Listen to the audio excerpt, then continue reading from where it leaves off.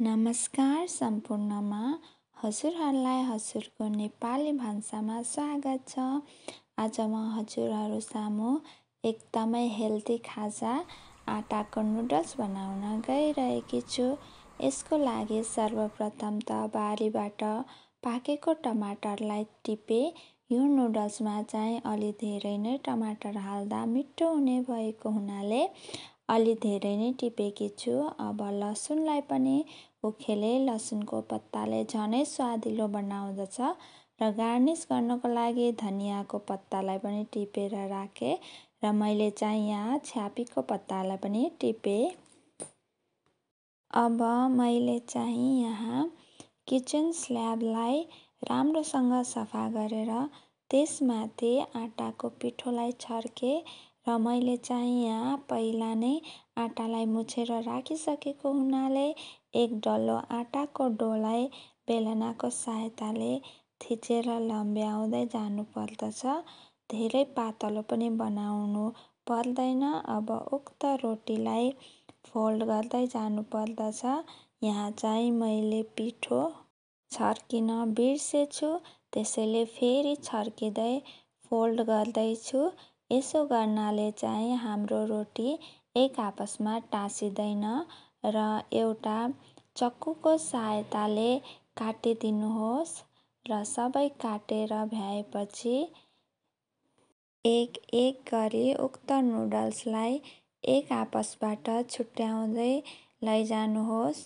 यो काममा अलि धेरै समय लागे तापनि हेल्दी घरमै बनाएको फ्रेस खाजा हामीले प्राप्त गर्न सक्दछौँ र नुडल्स एक आपसमा नटासियोस् भनेर फेरि पनि पिठो छर्किएर एउटा भाँडोमा राख्नुहोस्। अब यहाँ चाहिँ मैले कराईमा पानी तताउन राखिसकेको थिएँ र पानी तातिसकेपछि थोरै नुन, थोरै बेसार र थोरै तेल राख्नुहोस् र अघि बनाएको नुडल्सलाई उक्त पानीमा हाल्नुहोस् र राम्रोसँग चलाउनुहोस् र एकपटक उम्लिएपछि सबै नुडल्सलाई निकालेर एउटा जालीदार भाँडोमा हाल्नुहोस् र पानी जति सबै तर्क्याएर मात्र हाल्नुहोस् र चिसो पानीले पखाल्नुहोस् ताकि नुडल्स धेरै गिलो हुने गरी नपाकोस् भनेर र एउटा स्ट्यान्डमा राखेर पानी तर्किन छोडिदिनुहोस्। एउटा प्यानमा थोरै तेल तताउनुहोस्। तेल तातिसकेपछि फुरनलाई पनि फुराउनुहोस् र ओभरनाइट भिजाएको केराउलाई पनि हाल्नुहोस् र चलाउनुहोस्। एकछिन केराउ पाकेपछि अघि टिपेको टमाटरलाई पनि हाल्नुहोस् र स्वादअनुसार नुन र बेसार र जिरा धनियाँको धुलोलाई राखेर पनि चलाउनुहोस् र टमाटरलाई पनि एकछिन गल्न छोडिदिनुहोस्।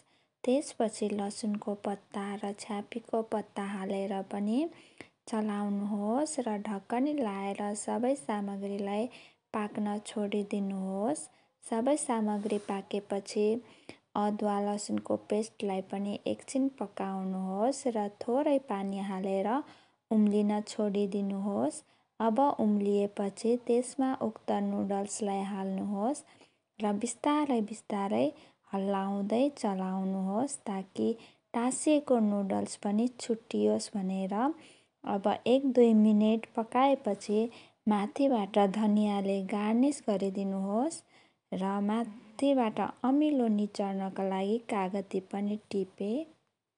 अब एउटा प्लेटमा आटाको नुडल्सलाई सर्भ गर्नुहोस् र माथिबाट प्याजलाई पनि हाले र कागतीलाई पनि राखे। यदि हजुरहरूले पिरो खानुहुन्छ भने खुर्सानी पनि राख्न सक्नुहुनेछ र हाम्रो आटाको नुडल्स तयार भयो।